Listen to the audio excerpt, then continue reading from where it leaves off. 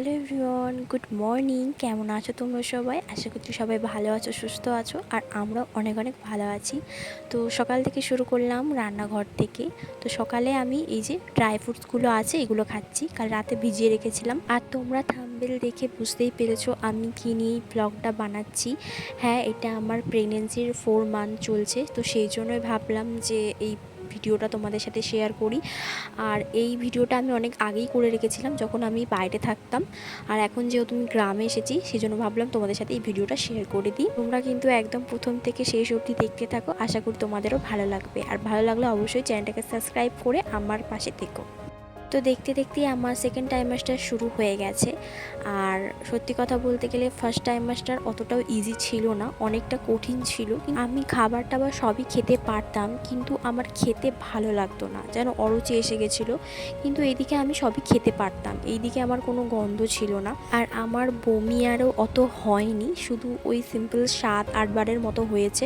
সকালবেলা আমি ঘুম থেকে উঠে প্রথমে আমার মেডিসিন নিই, তারপর আমি কিছু ড্রাই ফ্রুটস খাই, তারপর 1 গ্লাস জল খেয়ে নিই। আর আজকে আমার বর আমার জন্য ব্রেকফাস্টে বানিয়েছিল রুটি আর আলু ভাজা। আজকে আমার আলু ভাজা আর ডিম ভাজা খেতে খুব মন চাইছিল, তাই বর বানিয়ে দিয়েছে। আর প্রেগনেন্সিতে কিন্তু ফল খাওয়াটা অনেক অনেক জরুরি। আর আমি প্রেগনেন্সিতে ফল খেয়েছি, কিন্তু অতটা আমার ভালো লাগে না খেতে। আমার বর আমাকে অনেক বকে বকে খাওয়ায় এই ফলগুলো, তাও অনেক জোর করে খেয়ে নিই, কারণ সত্যি কথা বলতে এখন ফল খাওয়া অনেকটাই জরুরি।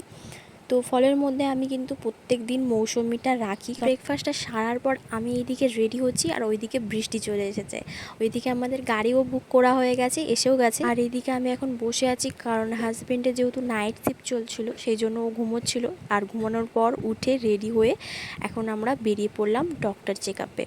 তো আজকে আমাদের এখানে লাস্ট ডক্টর ভিজিট, তো ডক্টরের কাছ থেকে আমরা জেনে নেব যে গ্রামে যেতে পারবো কি না। আমরা আগে থেকে বলে রাখিনি, কারণ ভেবেছিলাম যে যখন যাব তখনই একবারে ডক্টরের কাছ থেকে জেনে নেব।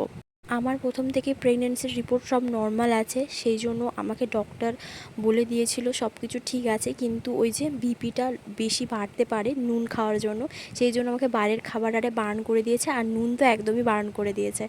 আর ডক্টরকে যখন বললাম যে আমরা কি বাড়ি যেতে পারি এই 5 মাসে, তখন ডক্টর বললো হ্যাঁ যেতে পারো, কোনো নেই। তো ডক্টরের কথা শুনে খুব ভালো লাগলো যে এতদিন পর আমরা বাড়ি যাব। আমরা আগে থেকেই টিকিট কেটে নিয়েছিলাম, কারণ টিকিটে তো অ্যাভেলেবেল থাকে না সিটগুলো, সেই জন্য।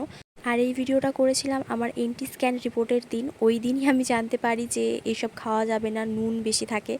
তো সেই দিন আমার খুব মন চাইছিল যে বাইরের খাবার খাই। আর আমার মিষ্টি খেতে কি জানি না, প্রেগনেন্সির প্রথম থেকে মিষ্টি খাওয়া একদম ভালো লাগছিল না, কারণ ওই সময়টা জানি না কেন মিষ্টি দেখলেই আমার বিরক্ত লাগতো। কিন্তু সেই দিন আমার এত ক্রেভিংস হচ্ছিল, আমি হাজবেন্ডকে বলতে সে আমাকে কিনে দিচ্ছিল।